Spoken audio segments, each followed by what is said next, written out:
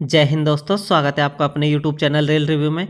दोस्तों अभी रेलवे ने एक नोटिस जारी किया है जिसमें आरआरबी एएलपी 2024 जो सीबीटी 2 है उसकी जो एग्ज़ाम है उससे रिलेटेड नोटिस आया है। हम इस वीडियो में देखेंगे उस नोटिस में क्या कुछ है और हम इस वीडियो के माध्यम से जानेंगे क्या आपका जो एएलपी सीबीटी 2 है उसमें नॉर्मलाइजेशन होगा या नहीं होगा। उसके बाद जो आरआरबी जेई सीएमए डीएमएस है उसका जो सीबीटी 2 होगा उसमें नॉर्मलाइजेशन होगा या नहीं होगा, और जो एएलपी है उसका जो सिटी इंटीमेशन कब आएगा। तो जो इस चैनल पर नए हैं वो उसे सब्सक्राइब कर सकते हैं। चलिए आइए वीडियो शुरू करते हैं। ये जो नोटिस है government of India, ministry of railway, railway recruitment board, city intimation slip and help desk link notice for CEN/A/2024 CBT 2, यानी CBT 2 का जो सिटी इंटीमेशन स्लिप है उसके रिगार्डिंग ये नोटिस है।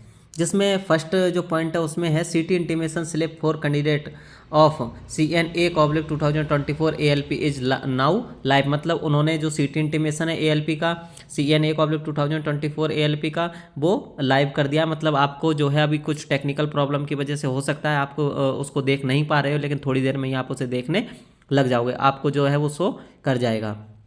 तो जो सिटी इंटीमेशन है वो लाइव हो चुका है। SMS and email are being send to candidate who city intimation slip have been activated on their registered ID used during filling the application से, यानी जो एप्लीकेशन फिल करते वक्त जो आपने आपके जो मोबाइल नंबर और ईमेल डाली थी उस पर भी आपको जो है सिटी इंटीमेशन के रिगार्डिंग एक जो मैसेज है वो सेंड कर दिया जाएगा। इसमें तीसरा जो पॉइंट है, candidate can go to rrbapply.gov.in and get their application registered number using their credential, यानी जो कैंडिडेट है जिसके पास जो एप्लीकेशन रजिस्टर्ड नंबर नहीं है या फिर खो गया है, तो वो rrbapply.gov.in की जो वेबसाइट है उस पर जो भी क्रेडेंशियल है उनको डालकर अपना जो रजिस्ट्रेशन नंबर है उसे भी प्राप्त कर सकता है।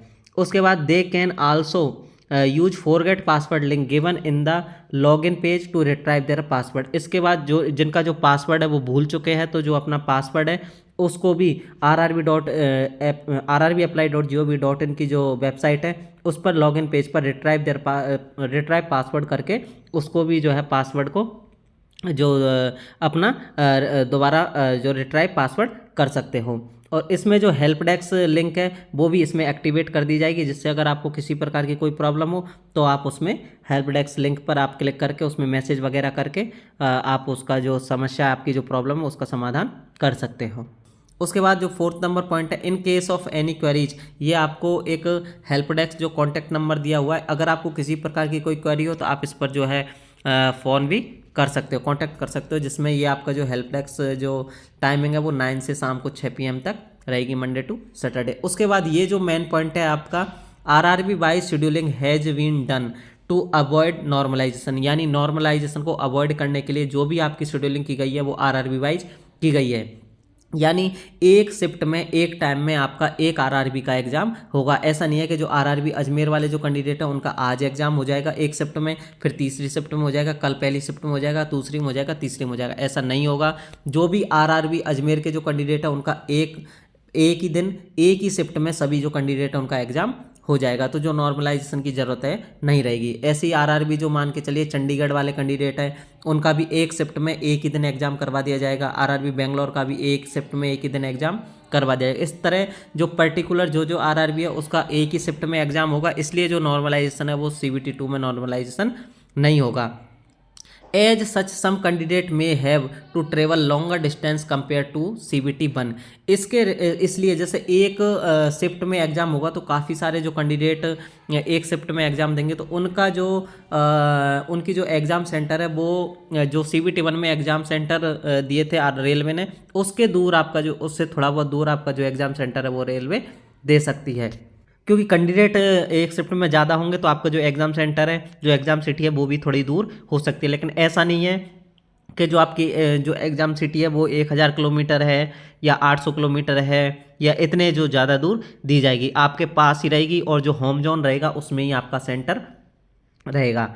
ऐसा जो होम जोन रहेगा उसमें आपका सेंटर रहेगा। ऐसा नहीं है कि जो कोई कैंडिडेट मान के चलिए जयपुर का है और उसने जो बेंगलोर से फॉर्म फिलअप किया है तो उसको जो बेंगलोर एग्जाम देने जाना पड़ेगा, नहीं। जो आपका होम जोन है यानी जयपुर, उसके आसपास ही आपका 200 से 300 किलोमीटर में आपका जो एग्ज़ाम सिटी दिया जाएगा। यानी आपको मैक्सिमम 300 किलोमीटर, आपका एग्ज़ाम सिटी 300 किलोमीटर से ज़्यादा दूर नहीं रहेगा और आपका होम जोन में ही रहेगा। ऐसा नहीं है कि जहाँ से आपने फॉर्म फिलअप किया है वहीं आपको जो है एग्ज़ाम देने जाना पड़ेगा। तो ये जो इसमें मेन पॉइंट ये था। उसके बाद हम बात करें आरआरबी, जेई, सीएमए और डीएमएस की, तो इसमें जो सीबीटी 2 है इसमें भी नॉर्मलाइजेशन नहीं होगा। जैसे आरआरबी एएलपी में नॉर्मलाइजेशन नहीं होगा, ऐसे ही जेई, सीएमए और डीएमएस का जो सीबीटी 2 होगा उसमें नॉर्मलाइजेशन नहीं होगा, क्योंकि जो लास्ट टाइम एनटीपीसी की जो एग्ज़ाम लगी थी उसमें सीबीटी 1 में नॉर्मलाइजेशन हुआ था, लेकिन जो सीबीटी 2 है उसमें जो है नॉर्मलाइजेशन नहीं हुआ था। इन्होंने लास्ट टाइम भी यही करवाया था, जो एक आरआरबी की एग्ज़ाम थी वो एक ही शिफ्ट में एक ही दिन एग्ज़ाम करवाई थी, इसलिए जो नॉर्मलाइजेशन की ज़रूरत है नहीं पड़ी थी। तो नॉर्मलाइजेशन ना हो सीबीटी 2 में तो बहुत ज़्यादा बढ़िया है, क्योंकि किसी कैंडिडेट के जो एग्ज़ाम जो नंबर है वो 10 बढ़ जाते हैं, किसी के 1 भी नहीं बढ़ते, तो उनको ऐसा लगता है भाई हमारे साथ जो है हमारा नुकसान हुआ है। तो जो नॉर्मलाइजेशन नहीं हो तो ये बहुत बढ़िया बात है। तो सीबीटी 2 में किसी में भी आपका नॉर्मलाइजेशन नहीं होगा, चाहे आपका एएलपी हो, चाहे आपका एनटीपीसी हो, चाहे आपका जेई, सीएमए और डीएमएस वाली एग्जाम हो, किसी में भी आपका सीबीटी 2 में नॉर्मलाइजेशन नहीं होगा। तो ये जो नॉर्मलाइजेशन से रिलेटेड ये जो न्यूज़ थी ये अच्छी न्यूज़ है।